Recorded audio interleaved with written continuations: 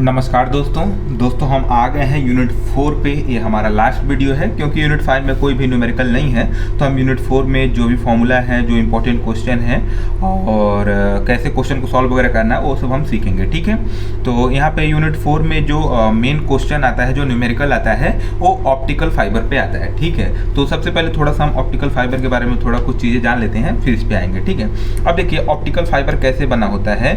यहाँ पे आप देख सकते हैं मैंने उसका स्ट्रक्चर ड्रॉ कर रखा है। ठीक है, यहाँ पे हमारे पास दो पार्ट होता है, एक कोर होता है और एक उसके ऊपर क्लैडिंग होता है। जैसे कहने का मतलब क्या है, ये हमारा पेन है ना, तो इसको मान लीजिए पूरा ऐसे हमारा कोर है और इसके ऊपर हम एक मान लेते हैं प्लास्टिक लगा देते हैं, तो हमारा क्या हो जाता है, क्लैडिंग हो जाता है। ठीक है, जैसे देखिए है ही, देखिए इसमें ये हमारा, इसको आप समझ लीजिए कि ये हमारा कोर है। ठीक है, और इसके ऊपर एक क्या है, एक क्लैडिंग है। ठीक है, तो कोर और क्लैडिंग दो चीज़ें होती हैं बेसिकली इसके स्ट्रक्चर में। हमारा जो ऑप्टिकल फाइबर बनता है तो दो चीज़ें होती हैं, एक कोर होता है, एक क्लैडिंग होता है। तो जो अंदर वाला है वो कोर है और जो बाहर वाला है क्लैडिंग है। ठीक है, तो जो कोर है, जो अंदर वाला पार्ट है, उसका रिफ्रैक्टिव इंडेक्स N1 होता है और जो क्लैडिंग है, मतलब जो बाहर से कोटिंग किया गया है, जो प्लास्टिक चढ़ाया गया है, उसका जो रिफ्रैक्टिव इंडेक्स है उसको N2 बोलते हैं। ठीक है, अब देखिए N1 क्या है, refractive index of core, N2 क्या है, रिफ्रैक्टिव इंडेक्स ऑफ क्लैडिंग। और एक बात आप ध्यान रखिएगा, N1 की वैल्यू हमेशा N2 से ज़्यादा होगा।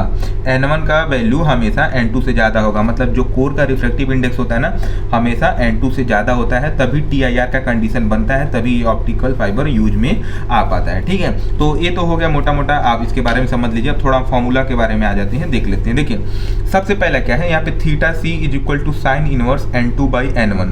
ये थीटा सी क्या है, क्रिटिकल एंगल। जैसा आपको पता होगा कि टोटल इंटरनल रिफ्लेक्शन होने के लिए एक ऐसा एंगल होना चाहिए जिसपे हमारी टोटल लाइट इंटरनली रिफ्लेक्ट कर जाती है, तो उस एंगल को हम क्या बोलते हैं, क्रिटिकल एंगल। तो उसका फॉर्मूला क्या होता है, theta C is equal to sine inverse N2 by N1। N2 by N1, इस बात को ध्यान रखिएगा, ऊपर N2 नीचे N1। ठीक है, ठीक है, मेरे साथ अभी 2-3 बार बोलेंगे ना तो याद हो जाएगा, और 2-3 बार पेपर पे लिखेंगे तो अभी आपको याद हो जाएगा। तो बोलिए theta C is equal to sine inverse N2 by N1। यहाँ पे N2 ऊपर रहेगा और N1 नीचे रहेगा। आप ऐसे ध्यान रख सकते हो कि छोटा वाला ऊपर रहेगा, बड़ा वाला नीचे रहेगा, तभी यहाँ पे एक कैसा आएगा, लेस देन 1 आएगा। और साइन इनवर्स का आपको पता है डोमेन -1 से होना होता है, तो ये जो होना चाहिए, जो आर्गुमेंट अपन यहाँ पे रख रहे हैं, वो कैसा होना चाहिए, 1 से छोटा होना चाहिए ना, मतलब -1 से 1 के बीच में होना चाहिए। तो ऊपर वाला छोटा वैल्यू होना चाहिए, नीचे वाला बड़ा वैल्यू होना चाहिए, तो वो -1 से 1 के बीच में आएगा। ठीक है, तो theta C equal to sine inverse N2 by N1, आप डायरेक्ट ऐसे याद रखिए। ठीक है, ठीक है, अब थीटा ए क्या है, थीटा ए का मतलब होता है एक्सेप्टेंस एंगल। ठीक है, एक्सेप्टेंस एंगल, इसका फॉर्मूला क्या होता है, साइन इनवर्स अंडर रूट में N1 square minus N2 square, मतलब छोटे में से बड़े को घटाना है, तभी तो पॉजिटिव वैल्यू आएगी, नहीं तो नेगेटिव हो जाएगा ना। तो यहाँ पे छोटे में से बड़े को घटाना है, तो N1 स्क्वायर, सॉरी बड़े में से छोटे को घटाना है, N1 square minus N2 square. तो theta A is equal to sine inverse under root में N1 square minus N2 square. एक बार फिर से बोलिए, theta A is equal to sine inverse under root में N1 square minus N2 square. Theta A क्या है, acceptance angle है। अगर यहाँ पे आप देखोगे ना, तो देखिए ये जो है हमारा, ये ऑप्टिकल फाइबर का एक्सिस होता है, मतलब एक ऐसी लाइन जो हमारे ऑप्टिकल फाइबर को दो पार्ट में, इक्वल दो पार्ट में डिवाइड करती है। तो यहाँ से जो इन दोनों के बीच का एंगल होता है ना, उसको थीटा ए मतलब एक्सेप्टेंस एंगल बोलते हैं। ठीक है, तो इसका फॉर्मूला ए है। ठीक है, उसके बाद क्या है, एक्सेप्टेंस कोण। एक्सेप्टेंस कोण का मतलब क्या है, एक जैसे लाइन आपने इधर से ड्रॉ किया और एक लाइन आप इधर से अगर ड्रॉ कर दें और इन दोनों के बीच का एंगल देखेंगे तो क्या हो जाएगा, 2 थीटा ए हो जाएगा ना।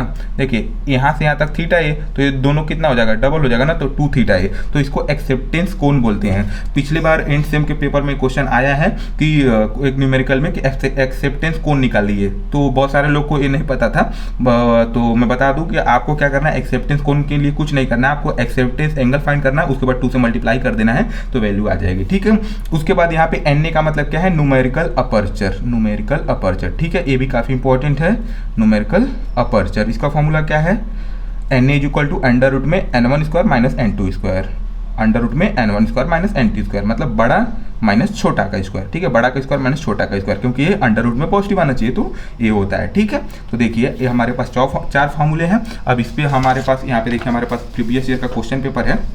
यहाँ पे हमको एक क्वेश्चन आया हुआ है, 4 मार्क्स के लिए आया है और काफ़ी आसान क्वेश्चन है, तो इसको कैसे सॉल्व करना है वो हम देखते हैं। ये वाला सी वाला देखिएगा, in an optical fibre the core material has refractive index 1.6। Core material मतलब क्या है, N1 का वैल्यू क्या है, 1.6 है। ठीक है, ठीक है, N1 की वैल्यू 1.6 दे रखी है। ठीक है जी, आगे पढ़ते हैं। And the refractive index of clad material, cladding या फिर क्लैड, बात एक ही है। तो क्लैड मटेरियल का कितना है, 1.4 है, मतलब N2 की वैल्यू 1.4 है।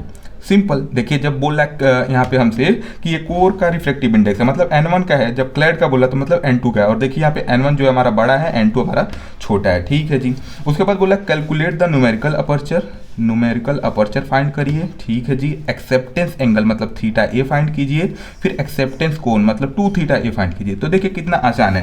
न्यूमेरिकल अपर्चर के लिए आपके लिए फॉर्मूला क्या है, हम यहाँ पे लिखता हूँ N is equal to under root में N1 square minus N2 square. तो सिंपली आपको यहाँ पे वैल्यू पुट कर देना है। N1 की वैल्यू क्या है, 1.6 का स्क्वायर माइनस N2 का स्क्वायर कर देंगे तो 1.4 का होल स्क्वायर। अब इसको सिंपली आपके पास कैल्सी है यार, इसको कैल्सी से कैलकुलेट कर लेना है, यहाँ पे देख लेना क्या वैल्यू आया। ठीक है, ठीक है, यहाँ पे आपको न्यूमेरिकल अपर्चर मिल जाएगा।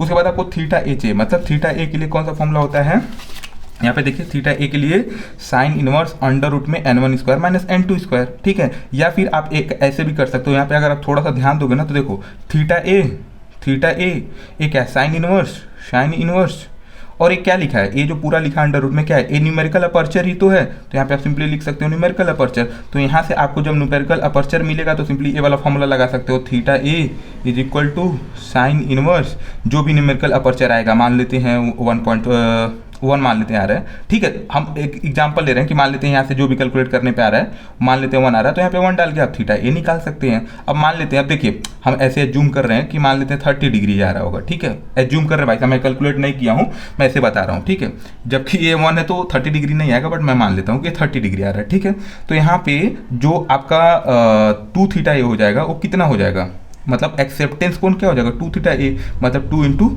30 यानी कि 60 डिग्री मिल जाएगा। यहाँ पे आप वैल्यू सही से पुट करके भाई साहब कैलकुलेट करिएगा, टाइम बहुत ज़्यादा लगेगा, इसकी वजह से मैं नहीं कैलकुलेट कर रहा हूँ, मैं ऐसे एज्यूम करके चल रहा हूँ। ठीक है, तो यहाँ से आपको न्यूमेरिकल अपर्चर मिल गया सबसे पहले, फिर न्यूमेरिकल अपर्चर को आप यहाँ पे पुट करके फाइंड कर लिए थीटा ए, और उसको 2 से मल्टीप्लाई कर देंगे तो आपको यहाँ पे एक्सेप्टेंस कोण भी मिल जाएगा। सिंपल। अगर आप चाहते हो कि भाई न्यूमेरिकल अपर्चर यहाँ पे पुट करके ना निकालने के लिए, तो फिर आप डायरेक्ट फॉर्मूला लगाओ, theta is equal to sine inverse under root में N1 square minus N2 square. तो यहाँ पे भी वैल्यू पुट करके भी आप निकाल सकते हो, लेकिन जब आप न्यूमेरिकल अपर्चर निकाल ही रखे हो तो डायरेक्ट यहाँ पे डाल दो, आ जाएगा।